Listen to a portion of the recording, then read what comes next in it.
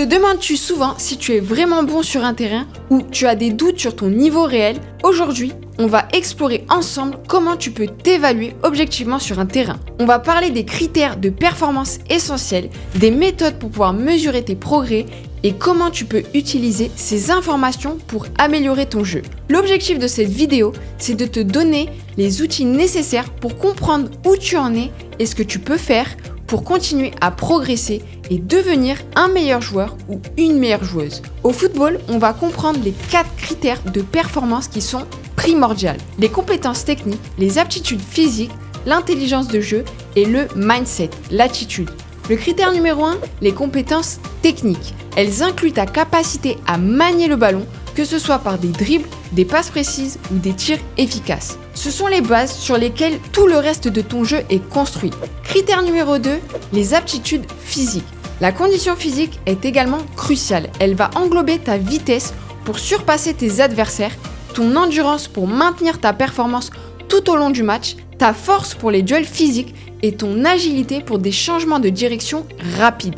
Le critère numéro 3, l'intelligence de jeu. L'intelligence de jeu représente ta capacité à lire le jeu, à prendre des décisions rapides et efficaces et à comprendre tactiquement où tu dois être sur le terrain à tout moment du jeu. Cela comprend également ta vision de jeu et ton anticipation des mouvements adverses. Le critère numéro 4, le mindset et l'attitude. Enfin, ta mentalité et ton attitude sont tout aussi importantes. La persévérance, la capacité à rebondir après des erreurs et l'esprit d'équipe sont essentiels pour un joueur qui aspire à être le meilleur. Maintenant que nous avons identifié les compétences clés nécessaires sur le terrain, voyons comment tu peux évaluer ces compétences sur toi-même. L'auto-évaluation commence par reconnaître où tu es bon et où tu as besoin de t'améliorer en utilisant les critères qu'on vient d'aborder. Comment faire ? Tu peux commencer par te filmer durant les matchs et entraînements pour analyser objectivement tes performances. Ça va t'aider à cibler tes points forts et à identifier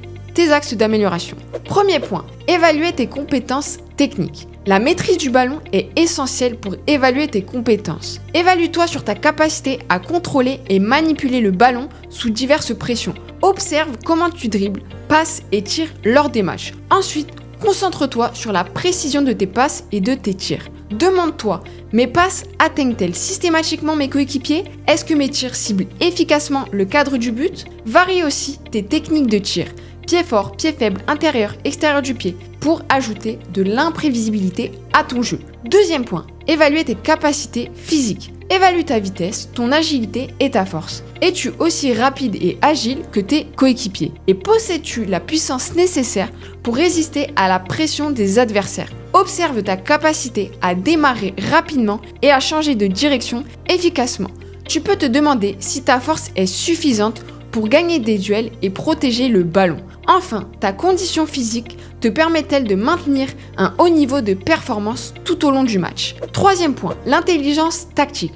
Comprends-tu pleinement ton rôle au sein de l'équipe ainsi que les stratégies mises en place par ton entraîneur? Il est essentiel que tu puisses t'adapter aux différents systèmes de jeu et comprendre les avantages et inconvénients de chacun pour maximiser l'efficacité de ton jeu. Tu peux aussi réfléchir à ta prise de décision sous pression. Es-tu capable de repérer et de choisir rapidement l'option de jeu la plus efficace en situation de match? Enfin, évalue ta vision de jeu. As-tu l'aptitude à anticiper les mouvements sur le terrain et à prendre des décisions stratégiques qui vont bénéficier à ton équipe? Quatrième point, l'attitude et le mindset. As-tu l'éthique de travail nécessaire pour exceller? Assure-toi de t'entraîner avec rigueur et sérieux en cherchant toujours à te perfectionner. C'est crucial pour ton développement. Concernant l'esprit d'équipe, comment te portes-tu avec tes coéquipiers? Et pour ce qui est de la gestion du stress, comment réagis-tu face aux défis et à la pression des matchs? Il est vital de rester concentré et efficace, même sous pression.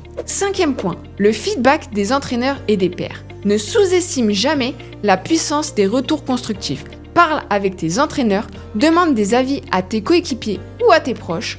Leur perspective, leur vision des choses peut t'aider à voir des aspects de ton jeu que tu ne remarques même pas. Tu peux aussi te comparer à des standards établis pour ton âge et ton niveau de compétition. Ça te montrera clairement où tu te places par rapport aux joueurs et joueuses de ton âge et aux attentes de ton niveau. Sixième point, l'évaluation de ta progression. Tiens un journal de tes entraînements et matchs pour suivre efficacement tes progrès. Documenter tes performances te permet de voir clairement comment tu évolues au fil du temps. Fixe-toi des objectifs précis et réalisables, tant à court qu'à long terme, que ce soit pour améliorer des compétences techniques, athlétiques ou acquérir de nouvelles tactiques. Ces buts te motiveront à te développer. 7e point, l'adéquation aux attentes du poste. Chaque position sur le terrain de football a ses exigences particulières et il est crucial que tu évalues tes performances selon les attentes spécifiques de ton poste. Par exemple, un défenseur central doit exceller dans les tacles et avoir une excellente lecture du jeu défensif. En tant qu'attaquant, ton efficacité dans la finition et ta capacité à te créer des opportunités de but sont primordiales. Voici ce que tu devrais maîtriser selon ton poste. Si tu es gardien, assure-toi que tes relances et que tes dégagements soient précises. Si tu es latéral, assure-toi d'effectuer des centres précis pour les attaquants. Si tu es ailier, travaille sur ta vitesse, ta capacité à dribbler et à délivrer des passes décisives depuis les ailes. Si tu es défenseur central, concentre-toi sur ton positionnement, l'interception et le jeu de tête. Si tu es milieu défensif, renforce ta capacité à récupérer le ballon, protéger la défense et à assurer ta capacité à te projeter vers l'avant. Si tu es milieu offensif, améliore ta vision du jeu pour distribuer des passes décisives et prendre des tirs cadrés. Si tu es attaquant, peaufine tes compétences en matière de finition et ta capacité à te positionner pour recevoir le ballon dans des situations de but. En plus de maîtriser les compétences propres à ton poste, l'adaptabilité positionnelle est aussi essentielle. Es-tu capable de jouer efficacement dans plusieurs rôles sur le terrain? Cette polyvalence peut être un atout majeur pour ton équipe et t'aidera à devenir un joueur plus complet. 8e point, tes objectifs personnels et collectifs. Apprends-toi à fixer des objectifs SMART, spécifiques, mesurables, atteignables, réalistes et temporellement définis. Ces objectifs t'aideront à cibler précisément les domaines à améliorer. Vérifie qu'ils s'alignent à ton rôle dans l'équipe et tes ambitions personnelles. Par exemple, tu peux te fixer des buts, le nombre de passes décisives que tu délivres ou le taux de réussite de tes tacles. Assure-toi également que tes objectifs personnels s'harmonisent avec ceux de l'équipe.